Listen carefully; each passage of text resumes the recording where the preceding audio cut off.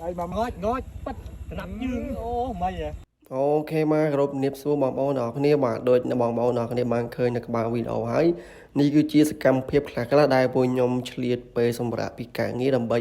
មកដើរលេងលំហែអារម្មណ៍បានអរគ្នាហើយសួរថាមួយឆ្នាំមានពេលវេលាបែបនេះសម្រាប់ខ្លួនឯងប្រហែលដងសម្រាប់ខ្ញុំគឺតែម្ដងទេចំមួយឆ្នាំម្ដងតិចនិយាយចឹងអត់ជឿនិយាយមែនដែរបងប្អូនអរគ្នាដោយសារតែយើងនឹងវាអត់សូវមានពេលហ្នឹងបើនិយាយឲ្យចំទៅគឺមិនមែនអត់សូវមានពេលទេអ្នកគ្នាគឺអត់សូវមានថវិកាមិនមែនអត់សូវគឺអត់មានដែរបងហើយសួរថាដើរលេងហ្នឹងតនេមែនបានដើរលេងគឺអត់តនេទេអ្នកគ្នាគឺម្នាក់សុទ្ធតែមានការងារលបលរៀងខ្លួនតែឆ្លៀតបើយើងមិនឆ្លៀតគឺពេលវេលាយើងវាអត់មានទេគឺម្នាក់សុទ្ធតែមានការងារលបលរៀងខ្លួនអញ្ចឹងយើងត្រូវតែឆ្លៀតបើមិនឆ្លៀតគឺយើងមិនបានដើរលេងកាត់និយាយទៅគឺយើងដើរលេងហ្នឹងគឺកុំឲ្យថាតែធ្វើការពេកគឺយើងដើរលេងដើម្បីឲ្យខួរក្បាលយើងវាកាត់ stress កាត់សាញវាឲ្យវា refresh អារម្មណ៍ពេលខ្លះយើងធ្វើតែការពេកក៏វាមិនកើតហើយយើងត្រូវមានពេលវេលាឲ្យខ្លួនឯងដើរលេងចាញ់ក្រៅខ្លះដើម្បីឲ្យខួរក្បាលយើងវាបាន relax ចឹងតោះឥឡូវយើងកុំឲ្យហូរហែតប៉ែឡោតច្រើនពេកឥឡូវគឺយើងចូលមកសាច់រឿងមកយើងហ្មងដូចអ្នកនរគ្នាបានឃើញនៅសកម្មភាពនៅដើមវីដេអូហើយបាទគឺឥឡូវពួកខ្ញុំបានធ្វើដំណើរចូលមកដល់ច្រកនិយាយទៅជិតដល់កន្លែងហើយនេះគឺតាំងផ្លូវដែលយើងចេញពីផ្លូវធំចូលមកអត់ដឹងភូមិអត់ស្គាល់ភូមិអីនៅវាទៅ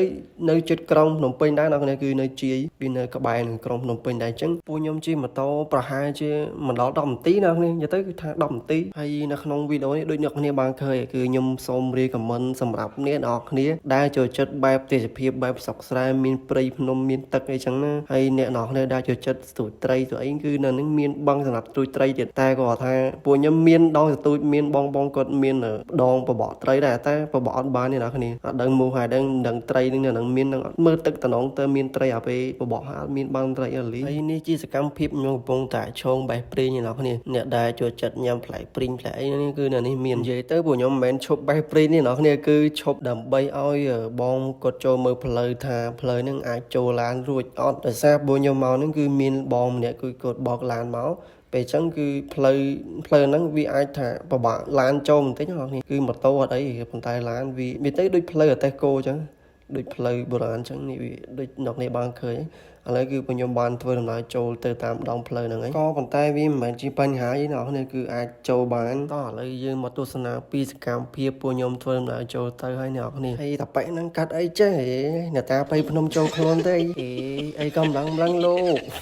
អូខេនិយាយលេងទេអ្នកនេះគឺឥឡូវយើងមកទស្សនាពីសកម្មភាពពួកខ្ញុំធ្វើដំណើរចូលទៅអ្នកនេះនេះគឺជាទេសភាពជុំវិញផ្លូវដែលពួកខ្ញុំធ្វើដំណើរចូលទៅគឺមានទឹកមានដើមឈើមាននិយាយទៅទេសភាពគឺវា refresh ហ្មងណានេះហើយពេលវេលាដែលពួកខ្ញុំធ្វើដំណើរចេញមកគឺវារសៀលហើយនេះគឺវាខ្ទង់បាក់ម៉ោងអត់ភ្លេចមើលម៉ោងទេកាន់ម៉ោងដូចគេខ្ទង់ម៉ោង1ម៉ោង2ព្រោះពួកខ្ញុំចេញមកពីផ្ទះនឹងវាខ្ទង់ម៉ោង1ជាងហើយដែរអញ្ចឹងវាអាចថាខ្ទង់ម៉ោង1ម៉ោង2អញ្ចឹងគឺយើងមានពេលវេលាតិចមែនតើសម្រាប់ថ្ងៃនេះបាទនិយាយទៅគឺដូចខ្ញុំនិយាយនៅក្បាលវីដេអូដំបូងបាទគឺអ្នកសុទ្ធតែរវល់កាំងងារតែពួកខ្ញុំឆ្លៀតមកបាទឥឡូវគឺពួកខ្ញុំបានមកដល់ទីតាំងកន្លែងនេះគឺជាកន្លែងពួកខ្ញុំចតម៉ូតូចតឡានដើម្បីរើអីវ៉ាន់ចុះដើម្បីរកមើលកន្លែងរៀបចំដាក់អីវ៉ាន់ដាក់តុកអីអង្គុយអញ្ចឹងណាអ្នកនាងហើយឥឡូវនេះគឺពួកខ្ញុំបានរើអីវ៉ាន់ដាក់រៀបចំហើយអស់អ្នកនាងហើយនេះគឺជាសកម្មភាពខ្ញុំលើកសាច់ដាក់រៀបចំដែលពួកខ្ញុំរៀបចំមកពីផ្ទះបាទគឺលើកដើម្បីយកទៅដាក់អាំងដើម្បីហូបទាំងអស់គ្នាគាត់ថាម្នាក់ហ្នឹងចាញ់មកគឺអត់តន់បានហូបបាយអីអ្នកនាងគឺនិយាយទៅគឺសប្បាយចិត្តពេកអត់បានហូបបាយអីមកគឺមកសប្បាយចិត្តខ្លាំងពេកបាទឥឡូវនេះគឺមើលសកម្មភាពអ្នកដុតភ្លើងរបស់គ្នាអ្នកបង្កាត់ភ្លើងដើម្បីយើងធ្វើការអាំងសាច់ដើម្បីហូបបាយក៏ផឹកស៊ីតិចតួចចឹងណាអ្នកគ្នាហើយឥឡូវនេះឃើញថាអ្នកដុតភ្លើងហ្នឹងគឺដុតអត់ឆេះឥឡូវដូរអ្នកដុតម្ដងគឺឲ្យជាងសាច់អ្នកដុតម្ដងបានឆេះបានអាំងអ្នកគ្នាហើយនេះគឺជាទេសភាពទីតាំងជុំវិញនៅកន្លែងដែលពួកខ្ញុំអង្គុយហ្នឹងណាគ្នាគឺមានដើមឈើធំនៅពីលើអញ្ចឹងមានទីតាំងសម្រាប់យើងអង្គុយហើយនេះគឺបងគាត់ស្ទូចត្រីបាទនិយាយទៅអត់មានត្រីណាគ្នាវាមិនដឹងថាអត់មានដឹងថាត្រីនឹងវាអត់ខំទឹកនឹងតំណងតែមានត្រីតែអាពេលយើងស្ទូចទៅគឺអត់បានទេឃើញតែអាកន្លែងទឹកនោះនេះនឹងទឹកស្អីគេនេះពុះពុចខ្ញុំថាអាហ្នឹងត្រីនេះប៉ុន្តែអាពេលយើងគប់ទៅគឺត្រីវាអត់ខំមិនដឹងថាត្រីមិនដឹងថាទឹកវាពុះហ្នឹង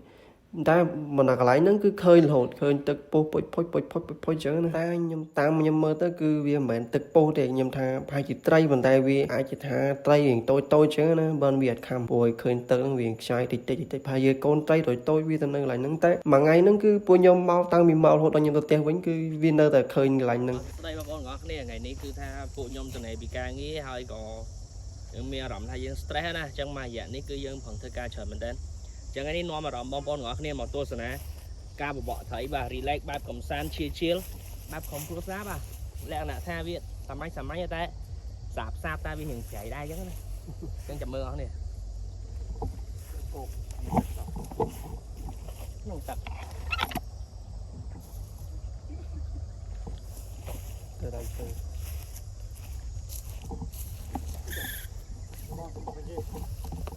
លុយចូលមកលេចហ្នឹងវាស្មៅច្រើនពេក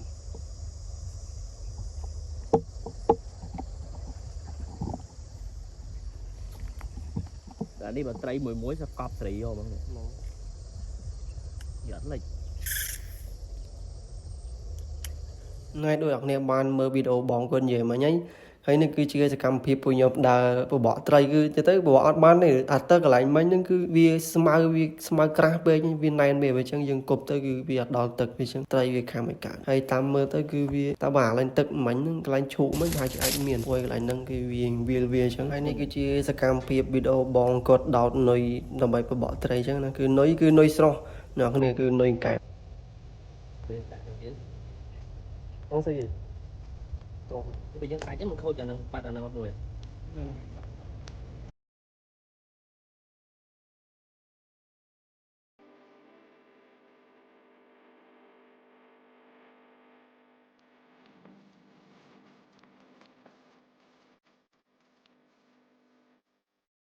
ហ្នឹងហើយអ្នកនរគឺដូចអ្នកនរបានឃើញសកម្មភាពបបកត្រីមិញហ្នឹងបាទគឺបបកអត់មានបានត្រីសំបីមួយទេអ្នកនរអើយនិយាយទៅគឺបានអាមហូបដាក់មកពីផ្ទះតាណាកំបីតែបានមហូបហ្នឹងគឺចប់បានអំបិលបានហើយអ្នកនរអើយនិយាយមេពីរនេះហ្នឹងលឿនដល់កហើយនេះសាច់អាំងតនឆ្អិនផងអើយដាក់កោះដាក់បាត់ហើយហ្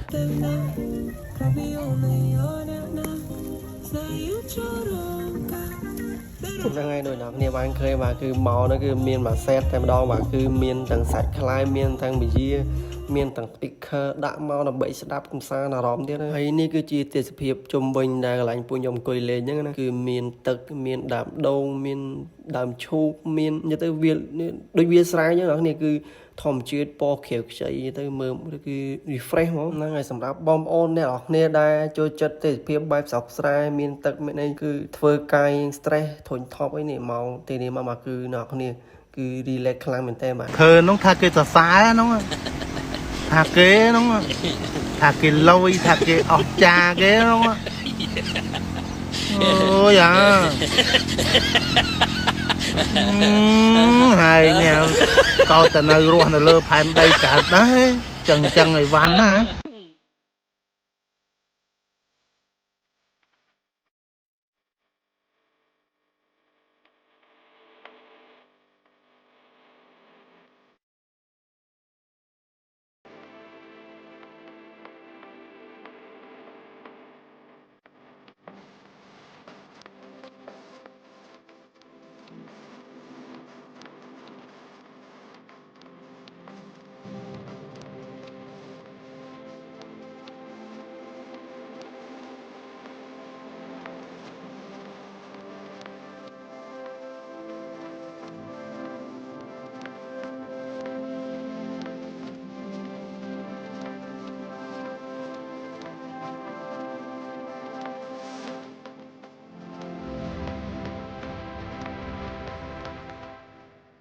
អូខេបាទអ្នកនរគ្នាបាទគឺវីដេអូយើងគឺរៀងវែងទៀតអ្នកនរគ្នាហើយនេះគឺជាទេសភាពនៅពីខាងលើបាទអ្នកនរគ្នាគឺដូចអ្នកនរគ្នាបានឃើញគឺមានសត្វតែព្រៃដើមឈើនិយាយរំទៅគឺដើមឈើនៅជុំវិញមកអ្នកនរគ្នាគឺទេសភាពព្រៃភ្នំព្រៃឈើទឹកនេះអញ្ចឹងណាវារៀងកាត់ stress ដែរអ្នកនរគ្នាសម្រាប់បងប្អូនដែលធ្វើការច្រើនពេកហ្នឹងហើយគឺមានពេលវេលាឲ្យខ្លួនឯងខ្លះមកដើរលេងខ្លះទៅគឺដូចខ្ញុំអីអញ្ចឹងគឺអត់សូវមានពេលដើរលេងអញ្ចឹងច្រើនទេបាទគឺមួយឆ្នាំមានម្ដងទៅ2ដង3ដងអីចឹងអស់ 3 ដងគឺពេលវេលាគឺវាមានតិចតួចសម្រាប់ខ្លួនឯងខ្លាំងមែនទែនអ្នកនេះហើយយើងមានពេលវេលាសម្រាប់ខ្លះយើងធ្វើការខ្លះកុំឲ្យថាធ្វើតែការពេកយើងអត់មានពេលវេលាឲ្យខ្លួនឯងដើម្បីកាត់ stress relax អីខ្លះអញ្ចឹងណាសម្រាប់បងប្អូនដែលមានគ្រួសារមកដើរលេងជាលក្ខណៈគ្រួសារក៏បានឬក៏ជួបជុំមិត្តភ័ក្តិដូចពួកខ្ញុំមកហ្នឹងគឺសុទ្ធតែអ្នកស្គាល់គ្នាថ្មីខ្មោងអីទេអ្នកគ្នាគឺមិនមែនជាមិត្តភ័ក្តិចាស់ដែលមិត្តភ័ក្តិដែលស្គាល់គ្នាច្រើនឆ្នាំហើយគឺនិយាយទៅគឺពួកខ្ញុំសុទ្ធតែ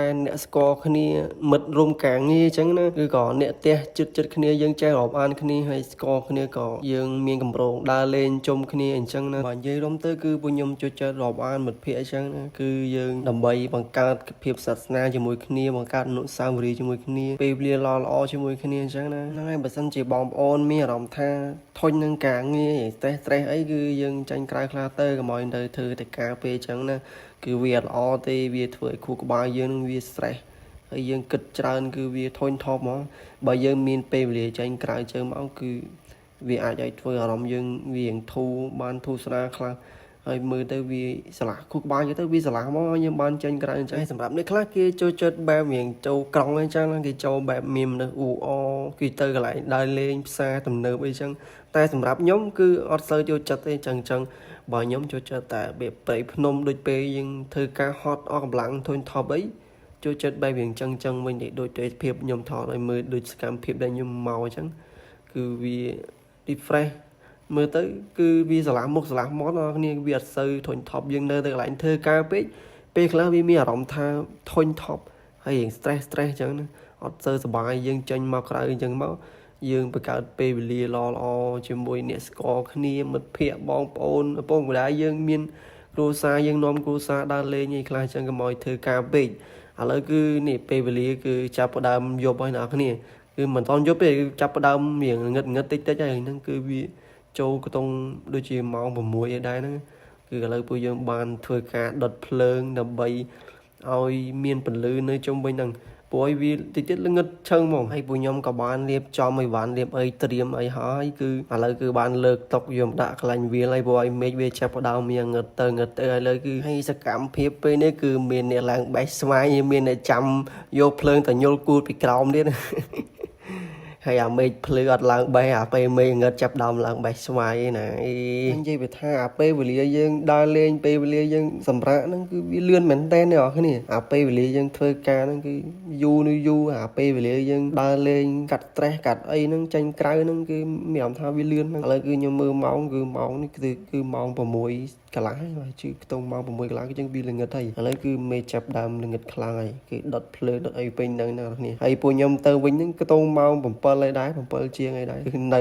ដល់យប់ម្ដងគ្នាពួកខ្ញុំនៅហ្នឹងគឺវាចិត្តភូមិទៅទេវាចិត្តនៅផ្ទះអ្នកភូមិអញ្ចឹងពួកឯនៅជុំវិញគឺវាសុទ្ធតែភូមិហើយណាមួយវានៅចិត្តក្រុងដែរអញ្ចឹងហើយឥឡូវនេះគឺខ្ញុំចង់ឲ្យអ្នកនរគ្នាមកស្ដាប់ពីវីដេអូដែលខ្ញុំនិយាយលេងមួយគ្នាអីគួយលេងនិយាយសប្បាយពីគ្នាអញ្ចឹងអ្នកនរគ្នាបានទេណាបងបានទេទៅតិចហ្នឹងហើយអ្នកនរគ្នាដូចអ្នកនរគ្នាបានឃើញហើយបានស្ដាប់ហើយគឺឥឡូវគឺចាប់ផ្ដើមមើលឲ្យឆេះម៉ូតូដាក់ពភ្លឺហើយបាទដោយសារឥឡូវគឺមេឃងឹតខ្លាំងអ្នកនរគ្នាគឺម៉ោង 7 ហើយបាទគឺចាប់ផ្ដើមដាក់ប្រចាំងភ្លើងទូរស័ព្ទផងភ្លើងម៉ូតូផងឥឡូវនេះគឺអញ្ចឹងចាប់ផ្ដើមនិយាយលេងសើចអ្នកនរគ្នាចាំចង់ដឹងថាពួកខ្ញុំនិយាយបាទគឺខ្ញុំដូចអ្នកគ្នាអ្នកខ្លះគឺស្គាល់ហើយគឺខ្ញុំគឺជនជាតិដើមភាគតិចគួយហ្នឹងតែគឺពួកគាត់ដែលអង្គុយនៅជុំវិញហ្នឹងគឺខ្ញុំមានតែបងប្អូនខ្ញុំទេ2នាក់បងប្អូនខ្ញុំនេះមួយពាក្យមួយហ្នឹងគឺបងប្អូនខ្ញុំគឺចេះភាសាគួយអញ្ចឹងគឺអ្នកដែលនៅជុំវិញហ្នឹងគឺពួកគាត់អត់ចេះតែអញ្ចឹងពួកគាត់ចេះតែនិយាយលេងមួយយើងអញ្ចឹងណាបែបភាសាគួយយើងមើលអូនយាយនេះអូនយាយ stress អូនយាយពឹកងយវាមិនអត់មាន stress ទេពឹកងយអូនចេះដែរដូចយឹកអូយចេញទៅហើយបើសិនតែខ្ញុំជើមទិនប្រាច់ផងងាយប្លង់ទិនប្រាច់អញទិនប្រាច់ងាយប្លង់ទិនប្រាច់ផងងយប៉ិតស្ដាប់យើងអូមិនហ៎ងយយ៉ាងណាបើមិនទិនប្រាច់ផងជេមជីជេមងយជេម ហ្នឹងហើយនេះអ្នកគ្នាគឺឥឡូវគឺពួកខ្ញុំបានធ្វើដំណើរចេញទៅវិញហើយបាទគឺឥឡូវគឺវាយប់ម៉ោង 7 ហើយដែរអ្នកគ្នាគឺវាងឹតខ្លាំងហើយនៅតាមផ្លូវទៅផ្ទះវិញហើយតាមផ្លូវក៏វាងឹតដែរហើយអ្នកគ្នាគឺវីដេអូហ្នឹងគឺខ្ញុំមានតែប៉ុណ្្នឹងទេអ្នកគ្នាបាទគឺសូមអរគុណអ្នកនរគ្នាដែលបានទស្សនាវីដេអូដល់ពីដើមរហូតដល់ចប់បាទគឺវីដេអូខ្ញុំមានតែប៉ុណ្្នឹងទេអរគុណលាបាយបាយសុខសប្បាយអ្នកនរគ្នា